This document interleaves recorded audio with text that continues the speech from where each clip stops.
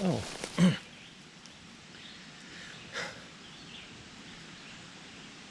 welcome to my little hideaway from everything. It's one of my favorite places to come to. It's kind of like my little campsite where I can kind of get away from everything. You know, throw up a tent here now and then and just, you know, kind of get away from things. Oh, I see a piece of grass. There. Took care of that. Okay. What I want to talk to you guys about, okay, regarding literature, okay, is that without this element of literature, literature would be incredibly boring. It'd be like reading a business report. It would have no flavor to it. It would be almost like having no salt or seasoning to a soup. And that's the concept of conflict. Okay. Now, what would a story be without conflict? Again, it would mostly be very boring. Okay. That's why most of your worthwhile stories have some kind of problem or obstacle in them. Okay.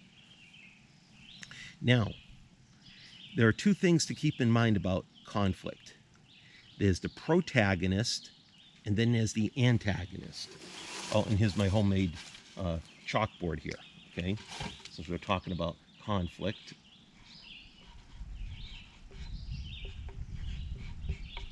Okay.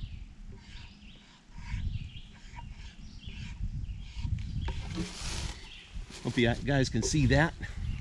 The best way to describe conflict is it's opposing forces. Generally speaking, it's protagonist versus antagonist. You're probably saying, what is a protagonist? Okay, very easy. A protagonist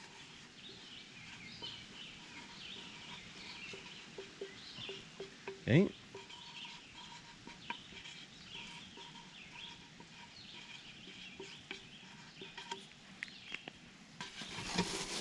it's the main character.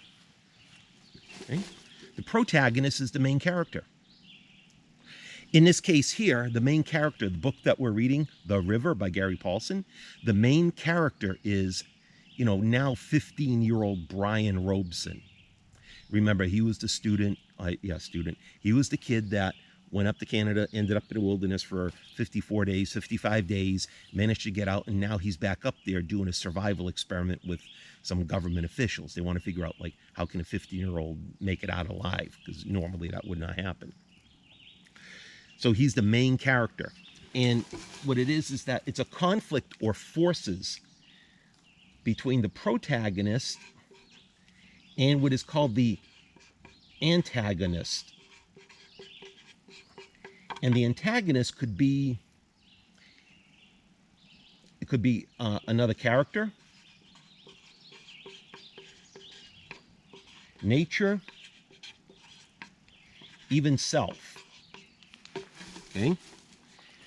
It could also, like I said, it could be many things, but it's something that is causing conflict. It's causing conflict. It's an opposing force or problem in the life of the protagonist or main character.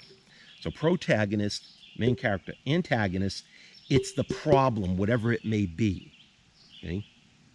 Now, generally speaking, again, experts believe that there are 6 types of conflict. All right.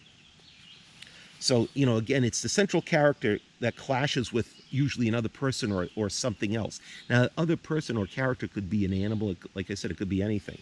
Okay. Now, the 6 types of conflict. We'll refer to it as person, because when I was growing up, it was called, man versus. Well, today we're a little bit more enlightened. Although some people still think I'm a caveman, but that's all right. I get along with my nature friends very well. Okay.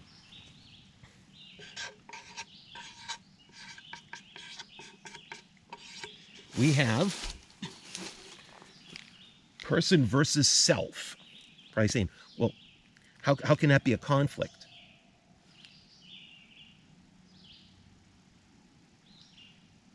Did you hear that? Some kind of animal. I'm not sure what it was. Okay.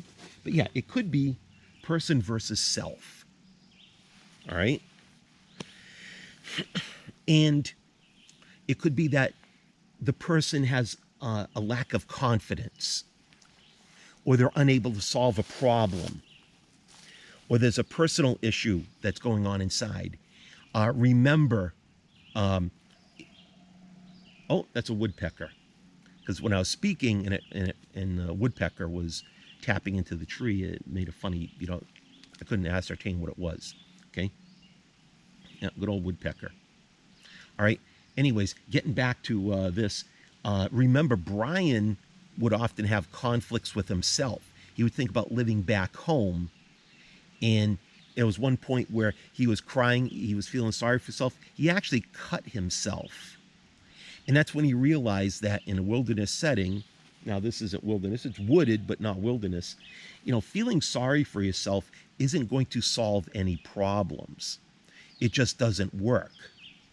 Okay? So that's a good example of, conflict, where you have person versus self. Okay? Now, next type of conflict, it's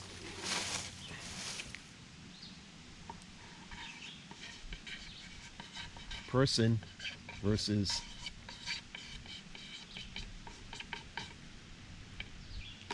society. The main character has a conflict with society. Now, for one thing, we have to define what is society. Oh, there's the woodpecker again. Society is basically a group of people that share a common set of rules, norms, and mores. That's kind of like the sociological definition of society. And we live in a society. We live in a society, the United States, where there are certain things that we believe in, and there are certain rules that are kind of universal from coast to coast. There are differences here and there, but for the most part, it's like 80% the same, for lack of a better term. Now, the society can also represent law, tradition, or institution. Okay? The ancient story of William Tell actually started when a prince forced everybody to bow down in front of his hat that was put on a flagpole. Right? Or actually, it was like a pole in a town square. And that was the law. He was just being a jerk. Just wanted to have it. He was on a power trip. And William Tell rebelled against it. All right? That's an example of the main character versus society. Okay? You could even say, for those that watched the Hunger Games or read the Hunger Games, all right, Katniss fought against society, fought against a totalitarian upper class that, if you were in that one district, you had the good life. Everybody else, plowed rocks, for lack of a better term. Okay, so again, the main character or characters can battle an institution or forces that represent them. Okay. Now, the other type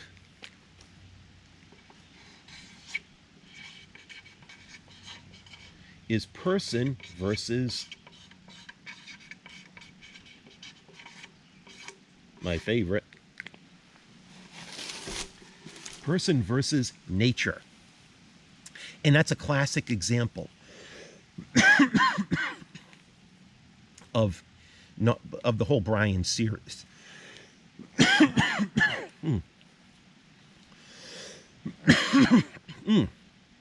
Sorry about that. Okay. Okay. The main character fights or endures to overcome the forces of nature. Okay. Remember, in both Hatchet and also The River, Brian is at odds with nature. With this survival experiment, remember, they sent everything back except for the clothes on their back, 2 folding knives, and the radio, and also Derek's paper so that he can write in his journals. Okay? Now, What happened in this case here is that the first night when it rained, they got soaking wet. Actually, the first night they couldn't make fire, so they got eaten alive by mosquitoes. And there was nothing they could do about it. Brian finally told Derek, said, listen, you're not going to fight it. You're not going to win. You just have to accept that it's part of life. Like right now, it's cool and it's breezy, and there aren't any mosquitoes bothering me, which is a surprise because it's a little bit of a marshy ground over there. I'm surprised I'm not getting pummeled a little bit, but I'm not. Okay? So, in this case here, I'm really not fighting anything in nature. Now, the other day when it was really warm out, yeah, it was me, the person or character in this little thing that I'm doing here, versus nature. Okay? Now it could now nature can also be, it could be a disaster. It could be somebody that can't meet their basic needs, and it doesn't necessarily have to happen in the woods like we are here. It can also happen in an urban environment. Somebody breaks down in a bad part of town. So now it's kind of like the person versus nature. Okay. Now another type is, and a lot of people are into this,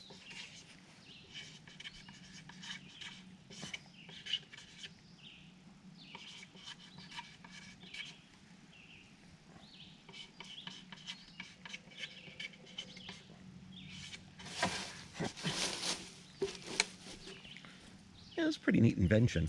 I kind of thought about it the other day. I'm seeing, how can I bring a blackboard out in the woods? Oh, okay, I took some plywood and, some of that chalkboard paint, and got one of these, chalk markers. Person versus the supernatural. So if you've ever watched any kind of like horror story or a sci-fi story, where the main character, basically the main character is up against forces that are not of this world. Okay. In fact, where I'm at right now, I am not that far from an infamous house. Remember this movie, The Conjuring, and then Conjuring 2? I'm not that far from where that story actually took place. I felt bad for the owners of that place, because ever since that movie came out, they had zero privacy. They had to hire guards and put logs on the road, because people by the hundreds would stop by that house to try and take pictures or ask to go inside and see everything. Sadly, the guy did pass away. Some people thought that it might have been from the stress of, all these, fanatics pestering him about that movie. But anyways, the key in this is that the key issue is that the forces against the person are not of this world. It could be a ghost story. It could be an alien story. It could be, anything that's considered supernatural. Okay.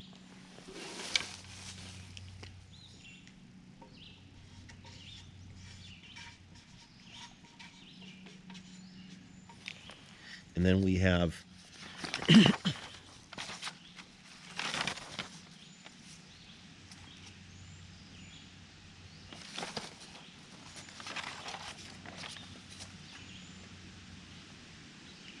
person versus, and I kind of fit in this role as well.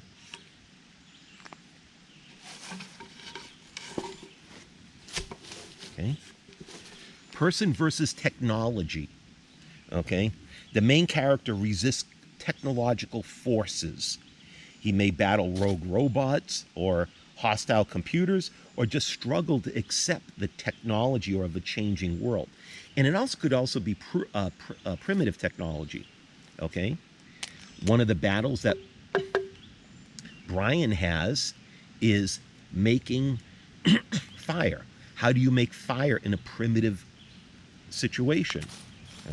Well, for me, it's kind of easy, because if I'm out in the woods, I like to carry my, my fire survival knife, so I can just, get some tinder and, I'm good to go. I bet Brian wished he had one of these things. Okay, but that's kind of like, how it works. Okay, person versus technology. In this case here, technology is anything that's created by a human being to better their lives. So to start a fire, he had to figure out what you could call primitive technology and go from there. And in a way, that was a conflict. How do I make fire from what I have on hand? How do I take this hatchet and get sparks? And how do I get that spark to go onto something that's going to burn? It's something that's not that easy to do. He finally figured it out, and he was able to really increase the quality of his life. Okay, and again, getting back to the technology, it could also involve the story of an older person who has trouble with the modern world. And you think about it, how often have you helped out your grandparents or even your parents with something as simple as, like, programming a phone, or downloading an app, or doing something on a computer? I had to do it with my parents, all right, and I'm not that really great with computers either. I'm not, like that with them. I'm not a professional. I'm not an IT person. But again, the big thing is, in this case here, it's person versus technology, and it doesn't necessarily have to be like a science fiction. There's crazy robots or something. It could just also be you're having trouble. Uh, you know, person versus technology. You're on a fishing boat. Remember that movie? I think it was called The Drift. All of a sudden, the motor kills out. And you can't start it. So there's conflict there. Person versus technology. Okay. And so that's where we're at. Okay. And I'm going to have some worksheets on technology for my classroom that I expect you all to do, so that you can understand this important concept in literature. Like I said, without conflict, stories would be really, really boring. There has to be some kind of problem to be solved, some kind of obstacle.